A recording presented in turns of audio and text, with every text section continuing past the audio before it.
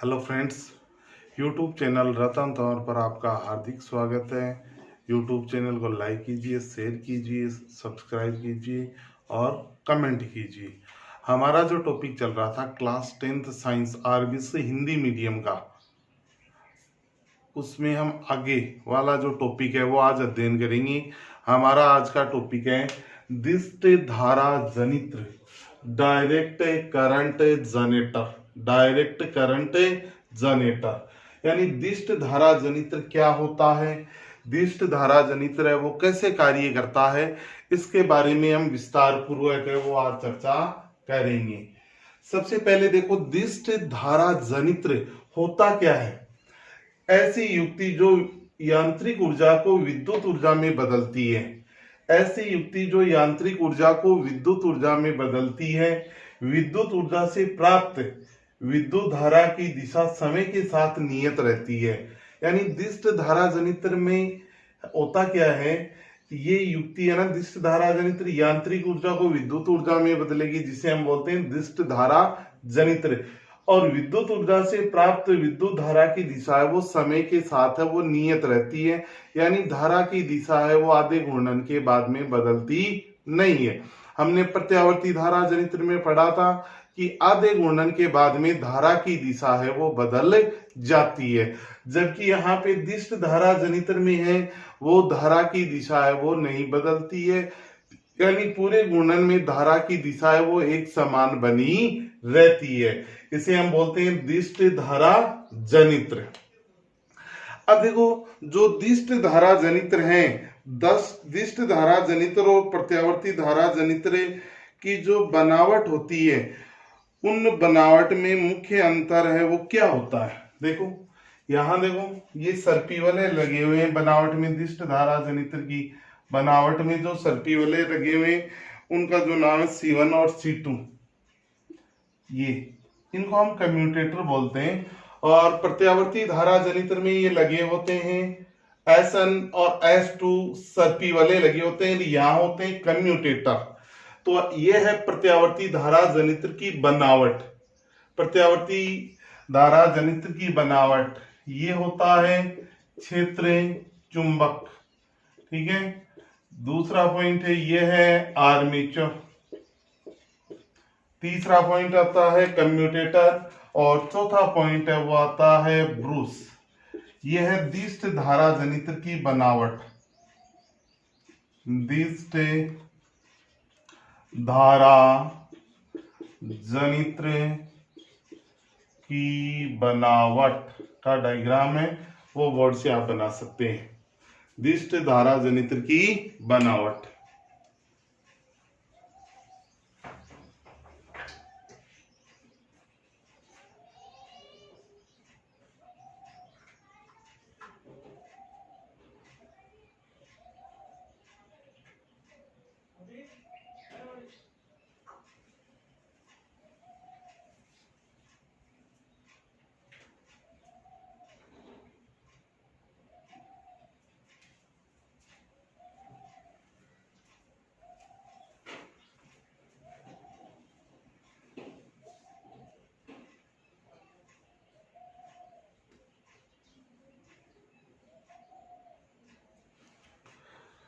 अब देखो बोर्ड पे, यहां हम बात करते हैं इसकी बनावट। इसका स्क्रीनशॉट आपने ले लिया।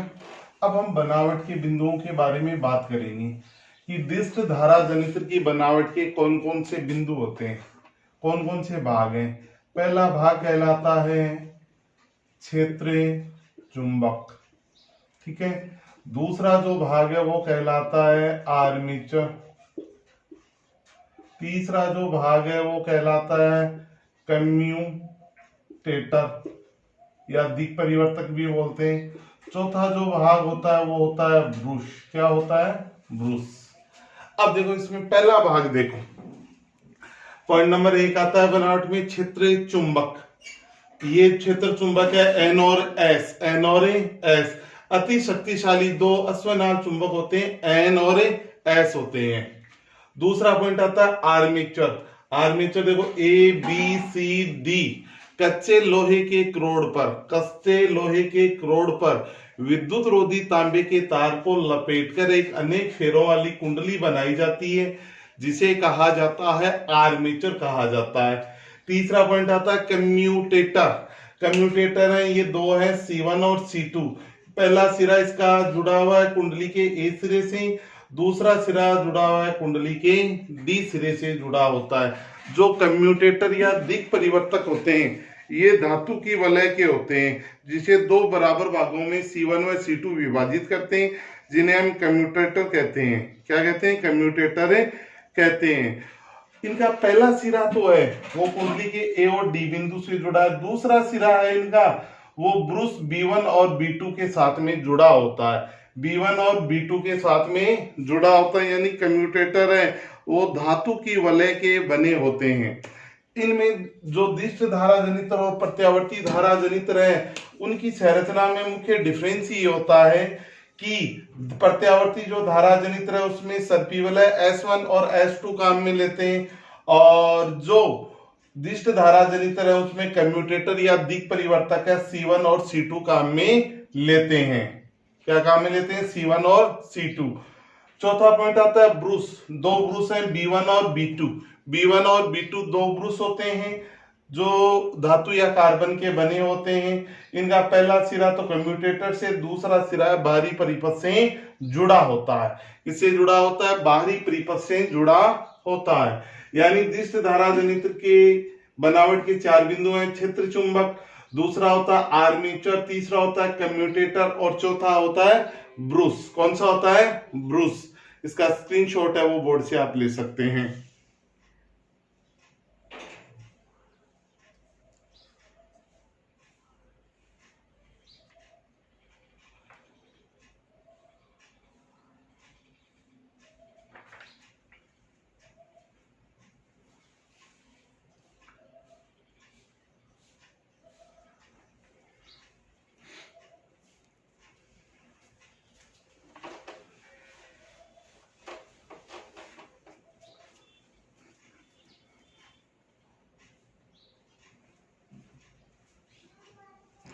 अब हम अध्ययन करेंगे इसकी कार्य प्रणाली। कार्य प्रणाली के बारे में अध्ययन करेंगे। देखो, जब इस आर्मेचर को किसी यांत्रिक साधन के द्वारा जब इस आर्मेचर को किसी यांत्रिक साधन के द्वारा इस चुंबकीय ध्रुवों के मध्य इस आर्मेचर को घुमाया जाएगा तो क्या होगा? चुंबकीय फ्लक्स में लगातार परिवर्तन होता है, और परिवर्तन होने से ही आर्मेचर या कुंडली में विद्युत धारा का क्या होगा? प्रवाह होगा। इसमें B1 व B2 की स्थितियां इस प्रकार समायोजित की जाती है कि कुंडली में धारा की दिशा परिवर्तित होती है, तो ठीक उसी समय उन ब्रूसों का संबंध एक कम्यूटेटर के एक भाग से हटकर दूसरे भाग से हो जाता है, और बाहरी परिपथ में धारा है वो परिवर्तित नहीं होती है। माना कि प्रथम आधे चक्र में प्रेरित धारा की दिशा इस प्रकार संयोजित की जाती है कि कुंडली C1 से जुड़ा सिरा धनात्मक और C2 से जुड़ा सिरा ऋणात्मक है। इस स्थिति में ब्रूस B1 व B2 ऋणात्मक होते हैं। अगले आधे चक्र में धारा की दिशा जैसे ही बदलती है C1 ऋणात्मक व C2 धनात्मक हो जाते हैं, लेकिन कुंडली के घूमने के कारण C2 के स्थान पर B2 के संपर्क में C2 घूमकर C1 के स्थान पर आ जाता है और धारा की दिशा वो नहीं बदलती। अब इसे सिंपल भाषा में ये समझते हैं। देखो, जब किसी यांत्रिक साधन के द्वारा इससे आर्मेचर को घुमाया जाएगा, वो घूमने से क्या होगा? ये जो आर्मेचर है या कुंडली है ये समांतर और लंबवत स्थिति में आएगी। समांतर और लंबवत स्थिति में आने से क्या होगा? चुंबकीय फ्लक्स में लगातार परिवर्तन होगा। चुंबकीय फ्लक्स में परिवर्तन होने से ये C1 सिरा, ये C2 सिरा है। अब क्या है? B1 और B2 की व्यवस्था ऐसे होती है, जब धारा की दिशा आधे घूर्णन के बाद में बदलेगी तो ब्रूस अपने आप है वो समायोजित हो जाएंगी, लेकिन बाहरी परिपथ में जो धारा है वो केवल एक ही दिशा में रहेगी, यानी B1 से B2 की ओर ही बनी रहती है। यानी कहने का मतलब सिंपल सा इतना ही है कि धारा का मान है वो आधे घूर्णन के बाद में बदलता नहीं है। इसे ही हम कहते हैं दिष्ट धारा जनित्र वो कहा जाता है। ठीक है,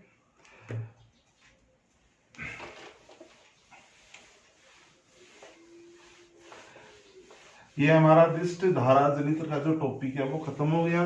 अब हम कुछ आंकिक प्रश्नों के बारे में चर्चा करेंगे इसमें। ठीक है, मैं आंकिक प्रश्न लेता हूं एक। क्वेश्चन नंबर एक आपको दिया है, एक 1500 वाट की निमज्जन छड़ प्रतिदिन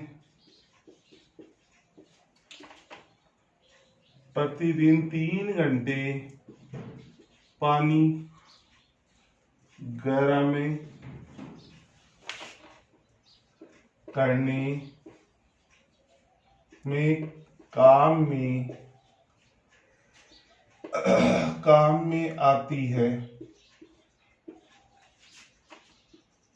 यदि 1 यूनिट विद्युत ऊर्जा का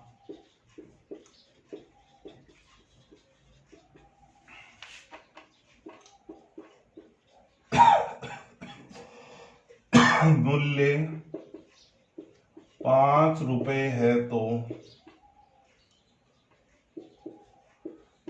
30 दिन में उपयोग हुई विद्युत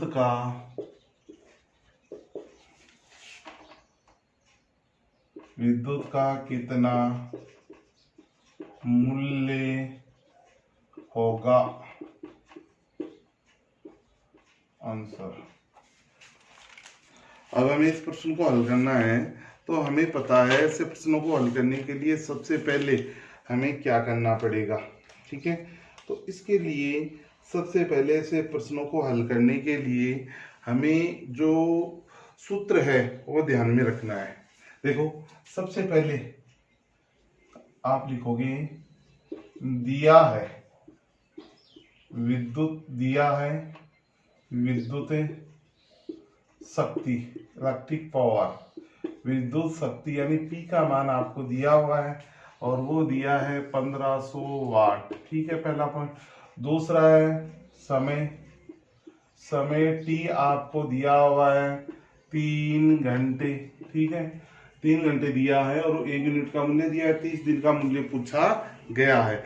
आपको विद्युत ऊर्जा की पहले खपत निकालनी पड़ेगी, तो आप निकालेंगे विद्युत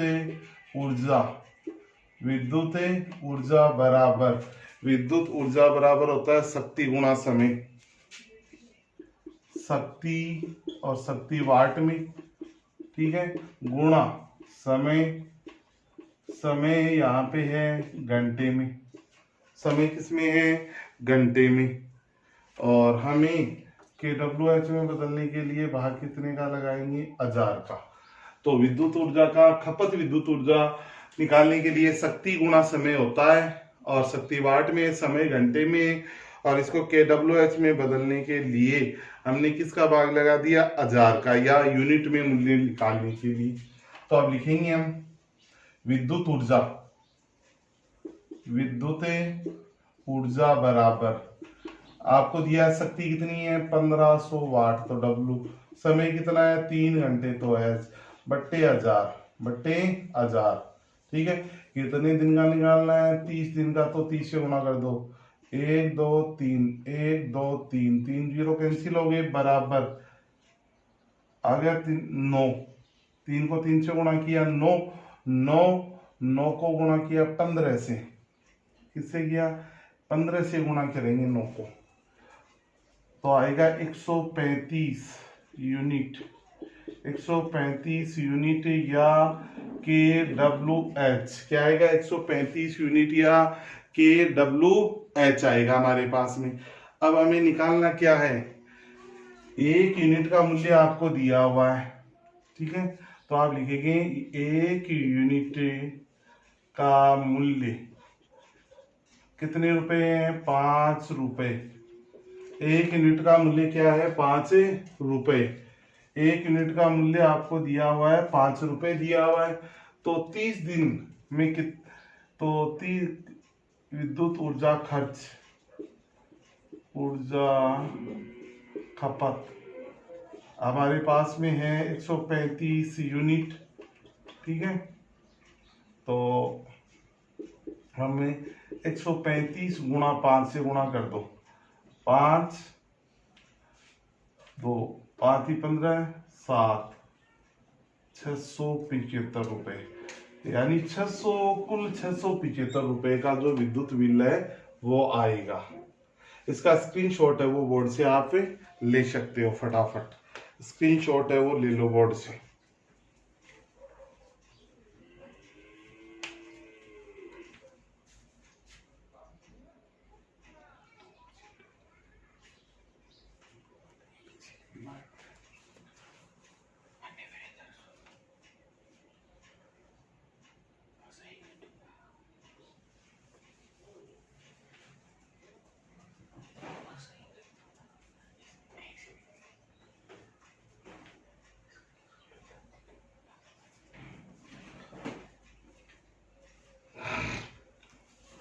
ओके,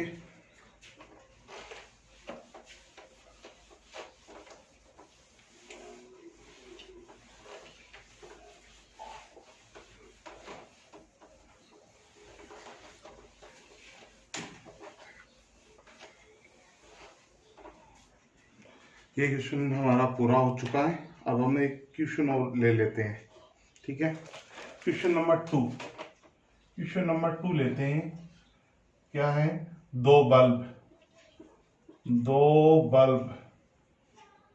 100 वाट के, 100 वाट के प्रतिदिन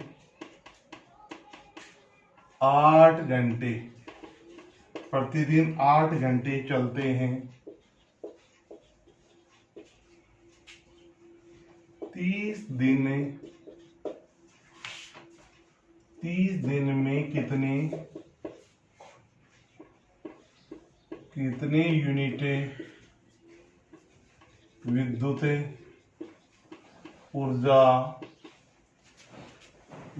ऊर्जा वे होगी।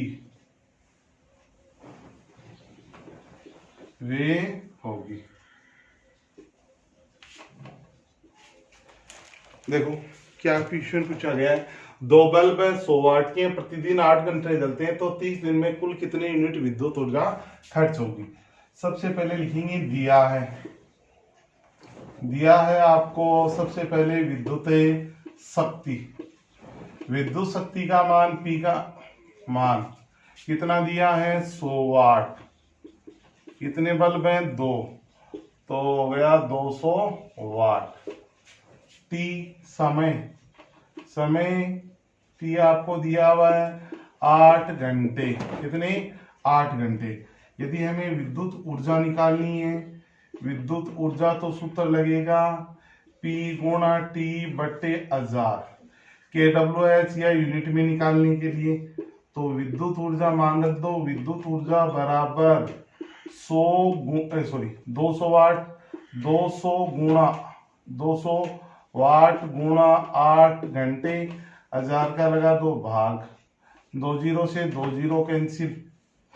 और हमें कितने दिन का निकालना है? 30 दिन का निकालना है, तो गुणा कर दो इसको 30 से, तो 0 से 0 कैंसिल। 8 3 24, 24 दूनी 48। kWh या यूनिट, ये विद्युत ऊर्जा है वो खपत होगी। बोर्ड से स्क्रीनशॉट ले लो।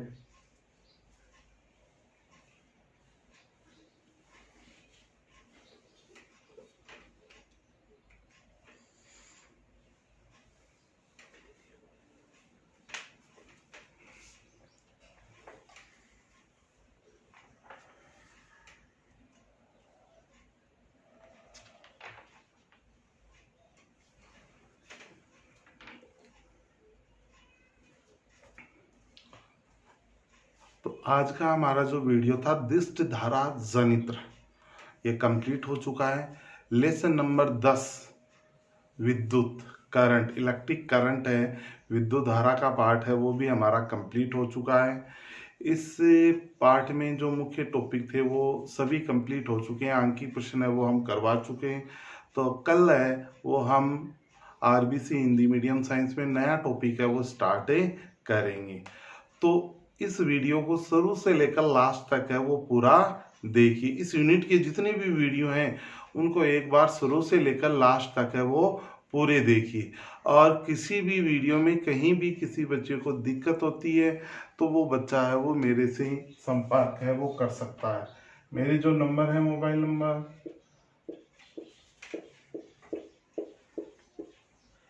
9829702606, इन नंबरों पर मेरे से कंसल्ट कर सकता है। कोई भी टॉपिक में किसी भी प्रकार की दिक्कत हो तो इन नंबरों पर संपर्क कीजिए और वीडियो को है वो शुरू से लेकर लास्ट तक है वो पूरा देखिए, ये मुख्य बात है। और तो कल हम नया वीडियो है वो स्टार्ट करेंगे। तो आज के लिए इतना ही। Okay, bye.